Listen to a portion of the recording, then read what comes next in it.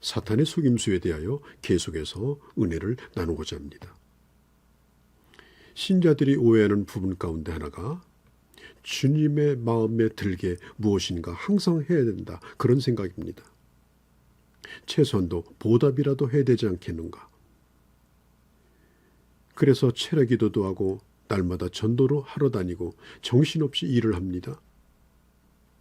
여러분, 그러나 그렇게 해서 그 사람이 하나님의 사람으로 커가는 건 아닙니다. 오히려 어쩌면 조금씩 메말라갈 수도 있습니다.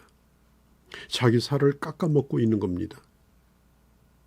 조금씩 쇠약해져서 나중에는 지칩니다. 늘 안절부절하고 날마다 뭔가 쥐어짜야 합니다. 가만히 있으면 불안합니다. 자꾸만 자기 키보다, 자기 힘보다 더 멀리 뛰려고 합니다. 자기 실력 이상을 달립니다. 객관적으로 볼 때 분명히 걸음마해야 될 단계인데, 한참 재롱을 떨 단계인데, 그 사람이 가지고 있는 열심과 신앙의 깊이와는 전혀 다르게 몸이 부서지도록 열심히 뜁니다. 그러다가 나중에 어느 순간 잠잠해서 보면 한쪽 구석에 파김치가 돼서 주저앉아 있는 것입니다. 여러분, 하나님은 우리의 신앙의 수준을 충분히 이해하십니다.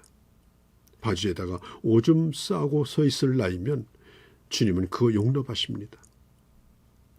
아무도 어려서 안달복달하고 조그만 일만 터져도 정신 차리지 못하고 이리저리 물으러 다니고 스스로 감당하지 못하는 것 주님이 이해하십니다.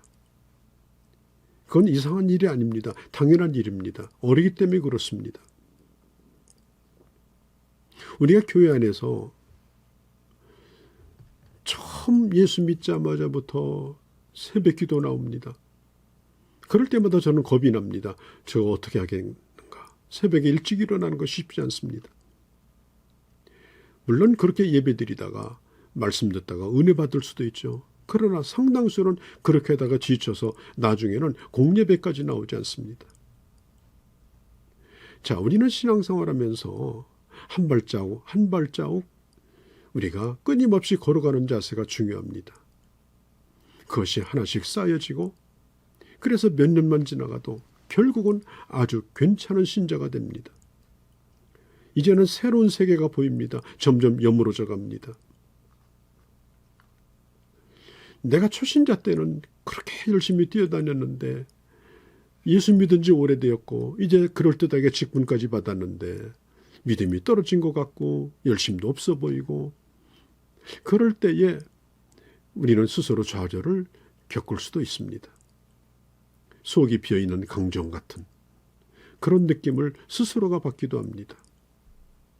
마귀는 그런 사람을 붙들고 이렇게 부추깁니다. 얘 너 뭐하고 있니? 너 놀고 먹니? 너 그렇게 하면 하나님이 싫어해. 너 그렇게 하면 목사님이 너 알아주지 않아. 교회에서도 외톨이가 될 거야. 그리고 스스로가 생각합니다. 나는 삼류신자인가? 불안하게 만듭니다. 초라하게 만듭니다. 여러분, 우리가 끊임없이 세어보아야 할 것은 내가 주를 위하여 얼마나 많은 일을 했는가 하는 것이 아닙니다. 내가 예전보다 얼마나 영적으로 자라났는가. 내가 나를 바라보는 눈이 달라지고 세상을 보는 눈이 달라지고 이웃을 바라보는 눈이 달라지고 내 인생을 살아가는 목표가 달라지고 원리와 방법이 정당하고 실제적으로 어떻게 사는가 하는 그런 것으로 우리는 평가를 받아야 합니다. 무엇을 했는가가 아닙니다. 너는 누구이며 어떻게 존재하고 있으며 지금 너는 어디로 가고 있는가에 대하여 해답을 가지고 살면 됩니다.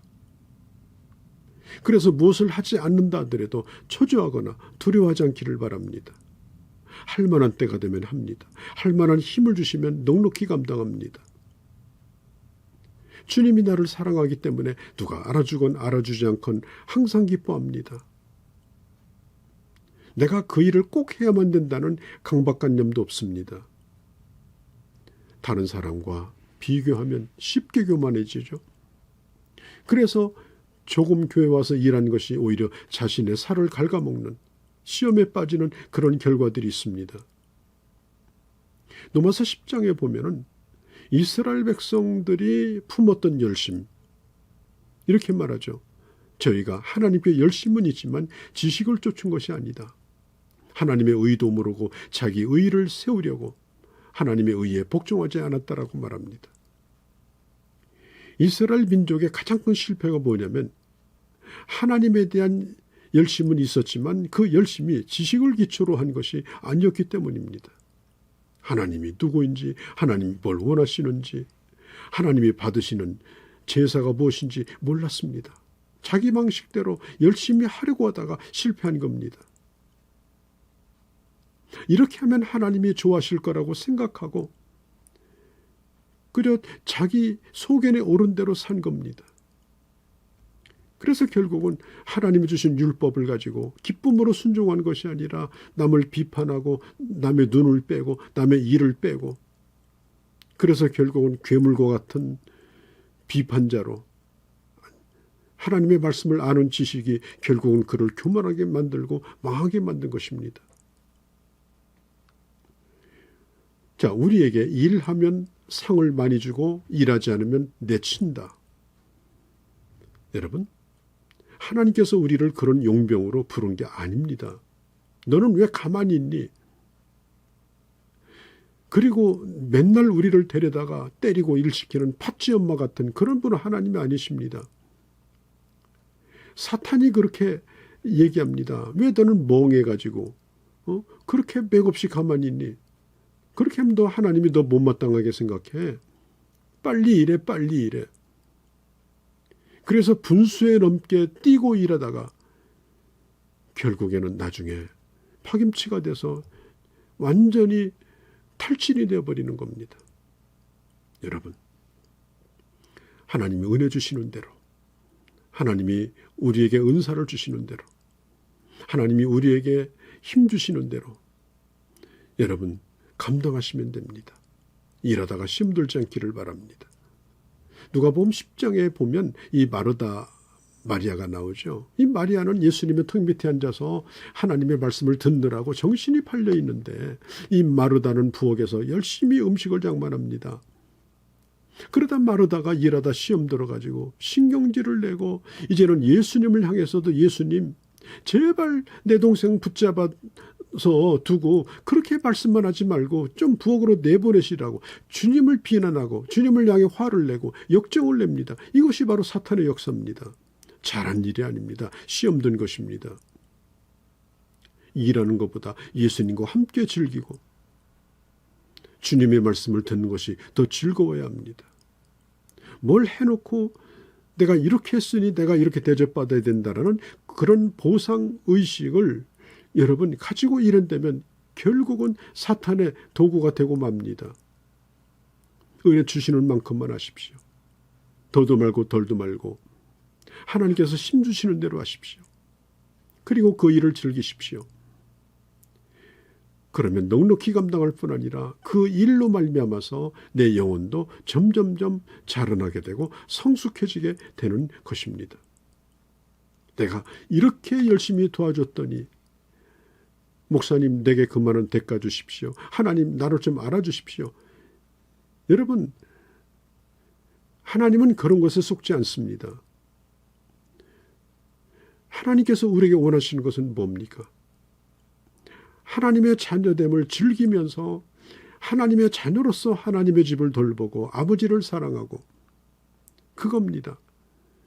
우리가 하나님에게 무슨 서비스를 제공하는 게 아닙니다. 하나님의 자녀답게 사는 겁니다. 하나님께서 우리를 써먹으려고 용병으로 부른 것이 아닙니다. 내게 세워주신 그 자리에서 은사를 따라서 다른 사람과 더불어서 하나님의 교회를 연합하여 이루어 가는 것입니다. 내가 주를 위해서 뭘 하겠다고 허둥대고 그러다 안 되면 낙심하는 마르다와 같은 그런 사람이 없기를 바랍니다. 있는 그대로 나를 받으시고 그리고 오늘 또 여전히 나를 사랑하시고 그리고 오늘 또 나를 써나가시는 그 주님 앞에 주시는 은혜를 따라서 행복하게 주님을 섬기고 교회를 섬기는 그런 귀한 주님의 자녀들이 되어주시기를 바랍니다.